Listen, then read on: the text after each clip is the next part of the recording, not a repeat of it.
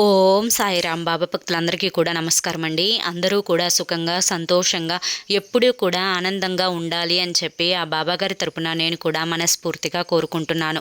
ఈరోజు బాబాగారు అందించిన సందేశం ఏంటి అంటే కనుక, తల్లి నువ్వు ఎప్పటి నుంచో ధనం కావాలి అని చెప్పి కోరుకుంటున్నావు కదా అమ్మా, నీ సమస్యలను తొలగించుకోవడానికి ధనం అవసరం అని చెప్పావు కదా తల్లి. అయితే నువ్వు కోరిన ధనంతో 3 కోట్ల ధనంతో నీ ముందుకు వచ్చాను, వద్దని వెనక్కి నెట్టకమ్మా అని చెప్పి ఏదో తెలియని సందేశంతో ఈరోజు బాబాగారు మన ముందుకు వచ్చారండి.